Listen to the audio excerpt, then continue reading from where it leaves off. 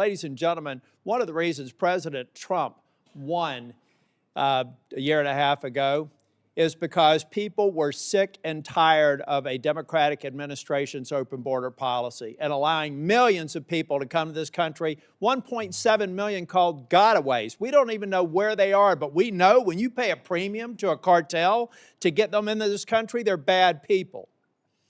Now, why have I been critical of Secretary Noem? Because I don't think we're focusing on, we have limited resources. ICE can't be everywhere at once. There's very few people in Capitol Hill that support law enforcement more than me, including the sworn ICE officers.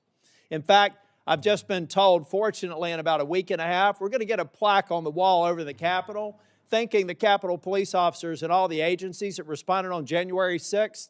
All those thugs have actually been pardoned, and yet we haven't thanked the Capitol police officers for their work here. So when I say I'm unapologetically pro-law enforcement, you can count in every single sworn officer in Homeland Security. So why am I disappointed with Secretary Noem? Because we're not going after enough people who did this damage at the expense of running numbers that Stephen Miller wants out of the White House. We just want numbers. We want 1,000 a day, 6,000 a day, 9,000 a day because numbers matter, right? No, they don't matter. Quality matters, not quantity, quality. And what we've seen is a disaster. Under your leadership, Ms. Noem, a disaster. What we've seen is innocent people getting detained that turn out are American citizens. I could talk about the culture that's been created here with Stephen Miller aiding and abetting. I heard first reports that he was the one that said it was a domestic terrorist situation where 2 people lost their lives in Minneapolis. I've heard that report. Maybe you can refute it. I don't know that we'll have time for you to respond because I'm giving you a performance evaluation here. I'm not looking for a response. And I'm saying, Ms. Noem, that time after time after time I've been disappointed. But before I get back to looking at the vicious people that did this damage to these families, I want to talk a minute about FEMA. You have a policy right now that anything over $100,000 has to go through your desk for approval.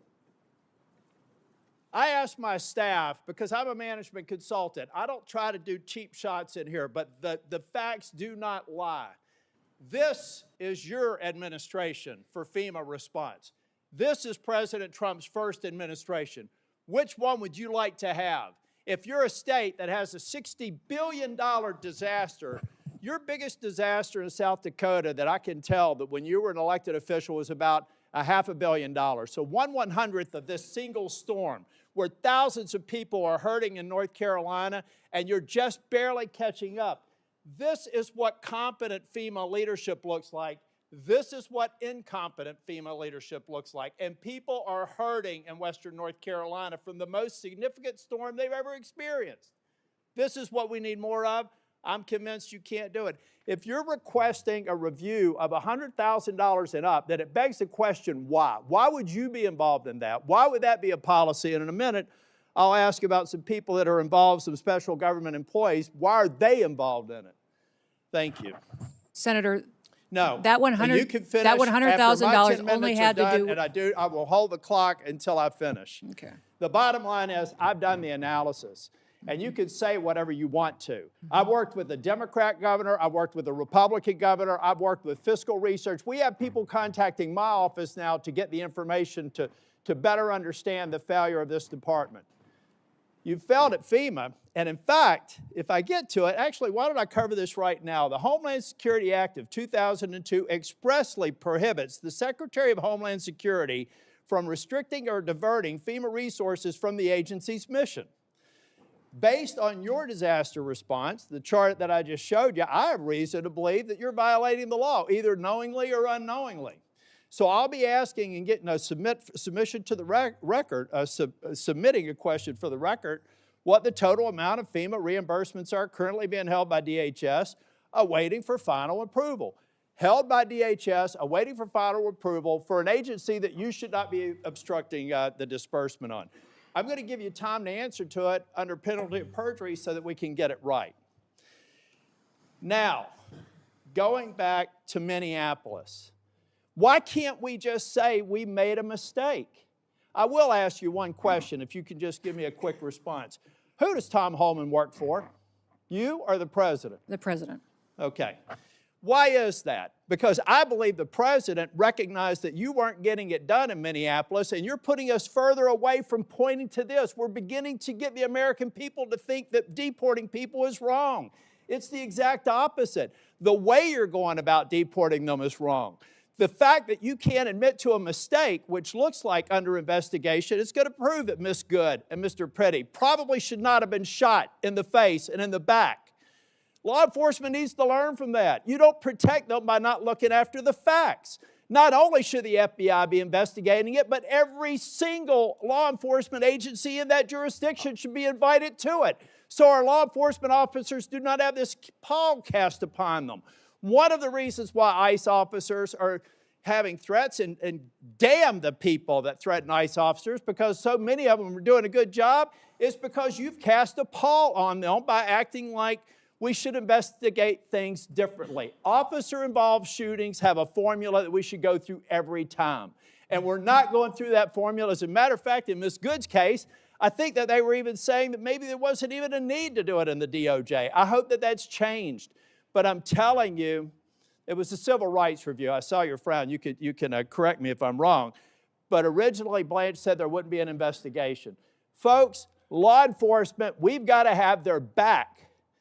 We've got to make it clear when they make a mistake, then they get corrected for it. But you don't walk away from it, and you've done it too many times. Now, Secretary, I read your book last week. And honestly, some of the parts of it impressed me, but some of it distresses me. And I'll give you a good example of one that does.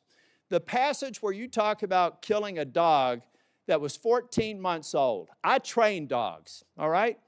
And you are a farmer. You should know better. You should know that if you're going out to a hunting lodge and you're putting pheasants out and you're putting dogs out, you don't take a puppy out there. A 14-month-old dog is basically a teenager in dog years. You decided to kill that dog because you had not invested the appropriate time in training, and then you have the audacity to go into a book and say it's a leadership lesson about tough choices. It's in your book. We could play it if we had time. At that same lunch hour, you killed a goat.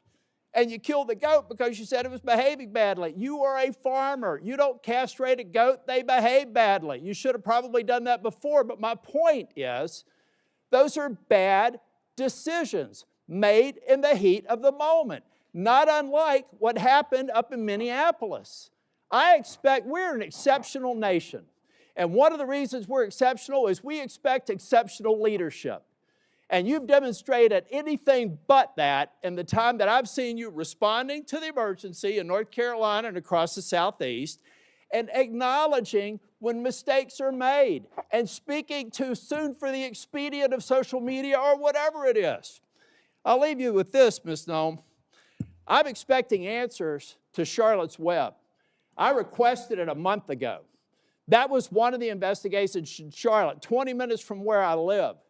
All I asked for, if it had to be anonymized, was information so that I could determine if your hit rate is right. I want to find more of those people, and I want to detain fewer of the others. And Mr. Chair, in my remaining time, I have a lot to go.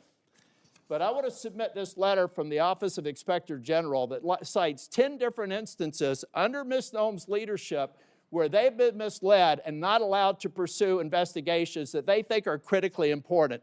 Does anybody have any idea how bad it has to be for the OIG in this agency to come out and do this publicly? That is stonewalling, that's a failure of leadership, and that is why I've called for your resignation. And if I don't get an answer to these questions, I don't want an applause. Please don't do that for me. If I don't get an answer to these questions, if I don't get an answer that you've had a month to respond to, and the remaining ones, as of today, I'll be informing leadership that I'm putting a hold on any en-bloc nominations until I get a response. And in 2 weeks, if I don't get a response, I'm going to deny quorum and markup in as many committees as I can until I get a response. Thank you, Mr. Chair.